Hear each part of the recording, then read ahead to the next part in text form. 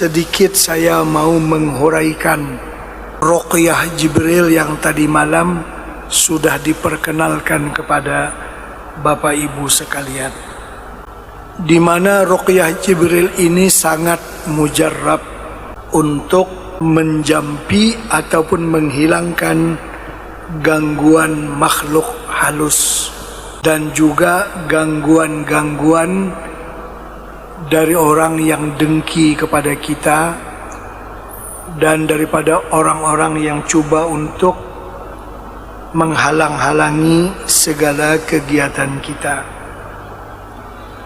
Kembali saya bacakan Ruqyah Jibril.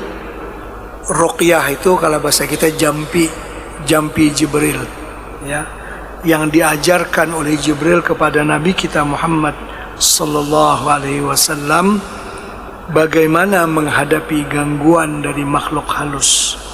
Ruqyah itu ialah a'udzu biwajhillahil karim wa bikalimatillahi tammatil lati la yujawizuhunna barru wala fajir min syarri ma yanzilu minas sama wa min syarri ma ya'ruju fiha wa min syarri ma zara'a fil ardi wa min syarri ma yakhruju minha wa min fitanil laili wan nahar wa min tawariqil laili wan nahar illa tariqan yatruku bi khairin ya rahman. Maksudnya, aku berlindung dengan zat Allah yang maha mulia dan dengan kalimat Allah yang sempurna, yang tidak mampu menandingi kalimat Allah itu oleh orang yang baik dan juga tidak dari orang yang jahat. Maksudnya kita membentengi diri dengan kalimat Allah itu. Orang yang baik pun tidak dapat mengganggu kita, apakan lagi orang yang jahat. Kalau gangguan dari orang yang jahat itu telah dimaklumi, memang orang jahat suka mengganggu. Apa maksud gangguan daripada orang-orang yang baik? Kita juga berlindung dengan Allah dari gangguan orang-orang yang baik. Mereka sebenarnya tidak sengaja mengganggu kita, tapi kita menjadi terganggu dengan hal-hal yang tertentu daripada doa-doa orang yang saleh. Mereka bukan bersengaja mengganggu kita. Ya, kalau yang jahat itu memang sengaja. Saya berikan satu contoh, dengan contoh mudah Bapak Ibu memahaminya. Misalnya diadakan peresmian rumah sakit, ya dipanggil para ulama datang baca yasin, sembahyang hajat. Tentu hajat orang yang memiliki rumah sakit ini ya supaya rumah sakitnya maju, mendapat sambutan dari masyarakat, begitu kan? Yang juga didoakan semoga mereka mendapat rezeki yang murah, begitu. Nah, untuk rumah sakit ini maju dan mendapat rezeki yang murah, dia memerlukan banyak orang yang sakit. Kan yang berdoa sewaktu peresmian rumah sakit ini ulama yang waliullah. Nah itu, ya Allah bagi rezekilah kepada yang empunya rumah sakit ini rezeki yang luas. Artinya doa orang yang saleh ini mengakibatkan adanya orang lain yang jadi sakit. Ya kalau nggak sakit gimana mau maju, begitu. Nah ini kalau bahasa Banjar tapalit namanya.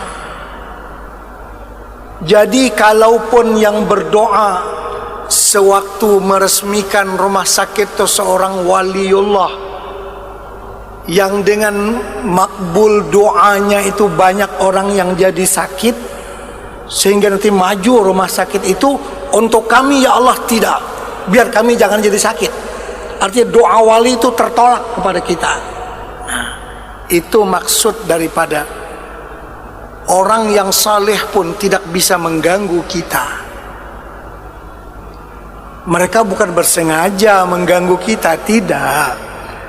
Tapi tuntutan daripada doa mereka yang makbul ketika meresmikan rumah sakit itu, ya banyak orang yang sakit, cuma jangan kena kita, begitu.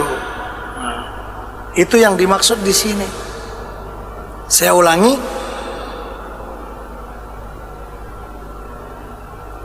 dan dengan kalimat Allah yang sempurna yang tidak mampu menandingi kalimat itu oleh orang yang baik.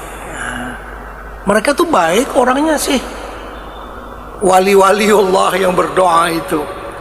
Tapi kalau untuk kita jadi, misalnya kan jatuh sakit, atau kita berompak membawa sepeda motor, ya kan, nanti rumah sakit itu maju, dia banyak pasiennya kan, begitu. Untuk kami ya enggak, bagi tolakan dulu, doa si wali itu jangan dikabulkan. Kalau untuk kami sih jangan, orang lain tuh terserah, begitu. Nah, ini yang dimaksud doa orang yang saleh itu tertolak. Jadi permohonan kita, kalau orang yang jahat sih memang jahat, mau bikin jahat kepada kita, itu memang.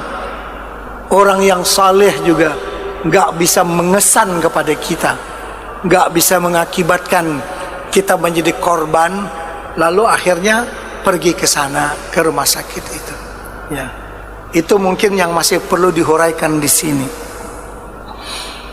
Dan dari kejahatan yang turun dari langit, yang naik ke langit, yang dibawa oleh angin dan sebagainya, sebenarnya Allah menciptakannya itu bukan untuk jahat, tapi kita terkena lalu jadi jahat untuk kita.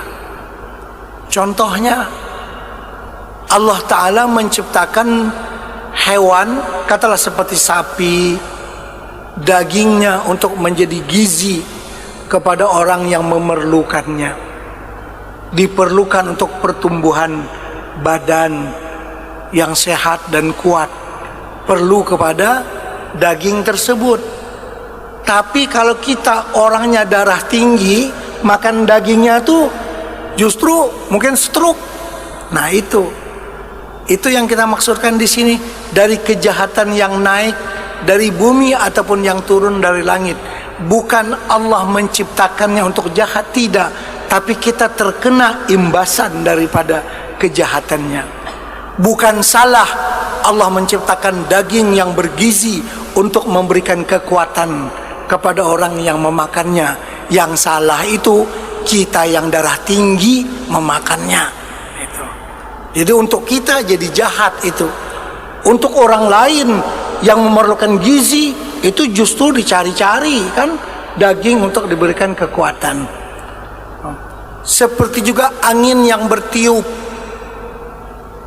Angin yang bertiup itu diantara sebabnya ialah untuk mengawinkan bunga jantan dengan bunga betina. Itu kelapa sawit kalau dikawinkan lagi cepat dia punya buahnya dan hasilnya banyak. Bahkan ada beberapa tempat itu disengaja dibiakkan kumbang-kumbang tertentu, kumbang yang meminati bunga kepada bunga ini, untuk dia bertindak sebagai pengawinkan antara bunga jantan dengan bunga betina. Ada binatang, atau kadang-kadang cukup dengan tiupan angin. Nah, angin itu bertiup dengan deras. Kalau kena kita ya masuk angin. Nah, jadi kan kita jadinya nggak enak. Tapi tujuan angin itu diciptakan deras oleh Allah untuk supaya membawa bibit bunga jantan ini kepada bunga betina. Itu tujuannya. Tapi kita terkena masuk angin daripada tiupannya itu, karena nggak punya mungkin tutup badan yang memadai atau pakaian yang mencukupi. Itu kita berlindung daripada kejahatan yang diciptakan oleh Allah. Maksudnya Allah bukan mencipta kejahatan itu untuk menzalimi kita, tidak, tapi dia terjadi karena merupakan efek sampingan daripada segala kejadian makhluk Allah yang lain-lain. Baik, itu sedikit tambahan kepada doa ruqyah Jibril yang kita baca tadi malam. Selanjutnya hari ini, pagi ini,